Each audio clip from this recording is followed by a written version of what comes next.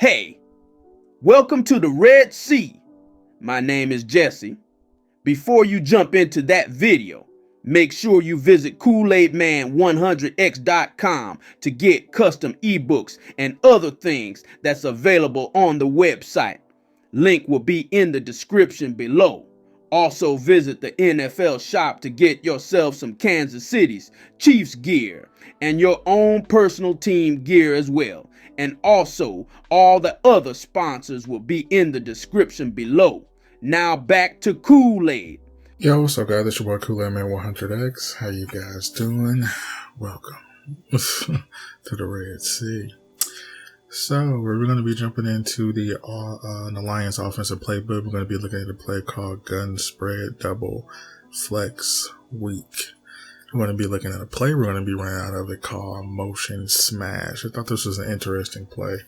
And as you see, they got different type of motion smashes here. But I thought this was kind of interesting. And I thought I would give my 5-to-1 theory. So that will be popping up on the screen. So where I will be working on that. So, well, I'm pretty much done at this pace. I'm just talking in the future. So, so if y'all see it pop up, it's called the 5-to-1. I was going to call it the 1-to-5, but 5-to-1 theory makes sense. So it's the 5-to-1 theory concept that makes any offensive play work. And I actually got this theory just playing in the lab and understanding. So if y'all want to do that, make sure you become a member. Link in the description below to become a member and join the membership to get my future concepts of Madden called the 5-to-1 theory. So I'm going to try to make it a long video, so definitely be on the lookout for that. It'll be popping up on the screen. If not, I'm still working on it. So, yeah.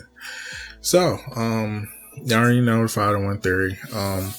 The cool thing about this play is that it has a lot of 5-to-1 plays in it. So everything is above 5 yard, which is going to be your X circle, and your 1 is going to be your R1 and square.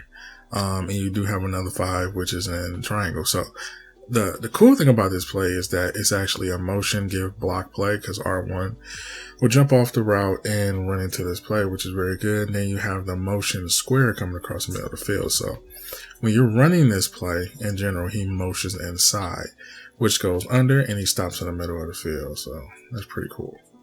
So he dropped the ball. So when he motions here, he comes right under the line, right underneath. He stops, get a nice little catch there, and straight down the middle. So let's say we go to the instant replay here, and we're understanding what we have to throw to. So to make this play a little bit more abrasive here is that we want to look for our 1. Our 1 is going to be number 29 here, which he breaks off. If he doesn't pick up the block, he breaks off, he'll be wide there. This is our 1. Our 1 is behind the line, which is the line of scrimmage here. So the line of scrimmage here is already behind the line of scrimmage here. So that's for team 1. He already at 1 here.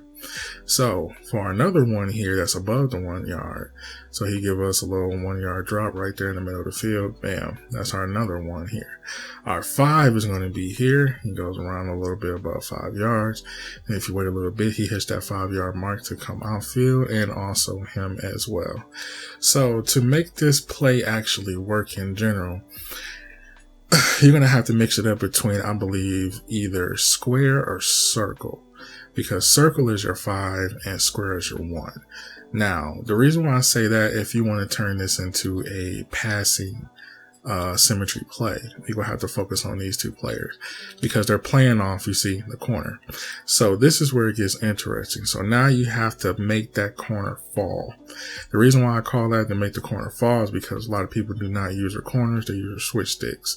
So you have to take that into account. So you have to play on the user ability of the player that's actually using the player. Check and see if they play with linebackers, safeties, corners, slot corners, stuff like that. See where they're blitzing from, see if they live from the right side, left side, all the other stuff. In general, you know, always the 1 is my go-to matter here as well. So I always have a interesting theme of, like, the running back is always going to be my first choice. But sometimes in this type of play with this motion, it gives you a little bit more options. But if he plays down in the corner, you'll be able to get a little bit more quicker. Now, this is where your base throw actually gives a little bit more effect. So that in order to open up the other routes, you have to force these other routes to come out these zones. You see how they steady in the zones? So in order to make that left side open up, we will have to force them to check down. Now, the reason why I say that is because they high risk throwing these type of passes, but you have to get them because square is going to be your main key to open up that route on the left side. So I would say throwing to square at least 2 to 3 times on routes actually open him up, because once you see that pass open, it gives a nice little rat catch up the middle because they checking for the out routes heavy in this game. Now they're checking down. You see, that's what I love about nickel, because it actually gives you a little bit more base, and you see the play, and it opens right up. You see how the defense reacts, and sometimes users react to that because they're so used to checking down. So in order to make this play work, you have to open up. You have to use square to open up the other routes around it. So in this give you a chance, you see how they coming back up to the middle of the field. So this gives me a chance to actually break off and actually throw these out routes here. So you see here with this out route, this happens too as well. Prime example, because a lot of people actually like to actually mesh the receiver too as well. So if you look at this instance, the reason why I say they're checking down, because they're actually going to press the bump. Sometimes they bump, sometimes they don't. But sometimes you get grunky animations because Madden itself is just not correctly ran. So you get a nice throw here, but you don't want to overthrow, you want to pass lead down so you'll be able to catch it. So that might be an instance of you not throwing. But overall, I would think the 2 players to worry about is circle and square, because this is the reason why a lot of people do not play zone and under zone, stuff like that. Because I understand a lot of people like to go deep, but now I'm starting to understand Madden a little bit more of a deeper concept now. Is short throws is the way to go.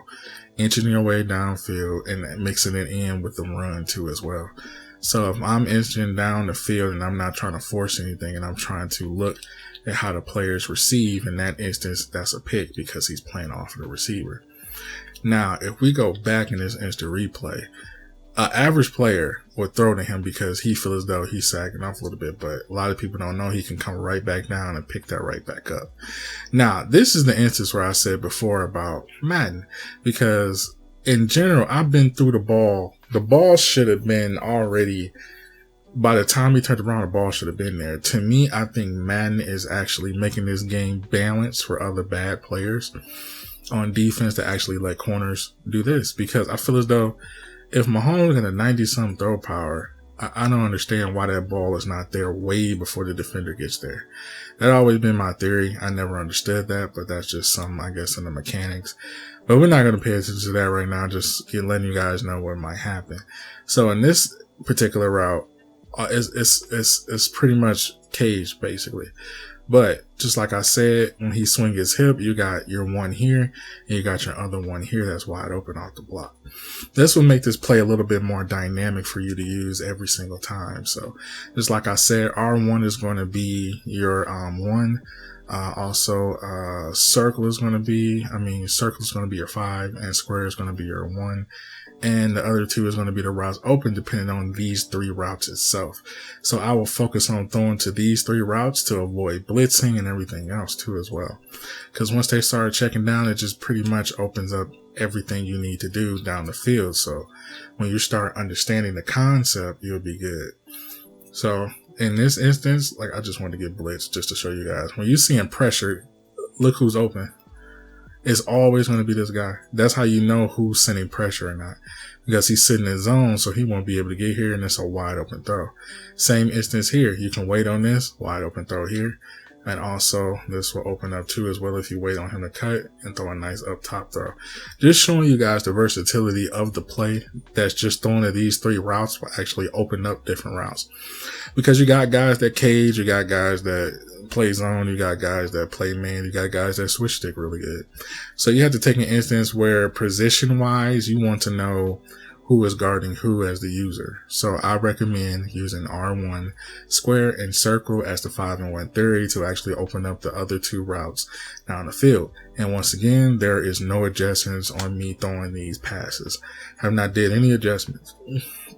So if you like the 5 and 1/3, become a member so you can actually see the video on how I actually break it down into a concept. So I hope you guys enjoy. I'm going to catch you guys in the next video.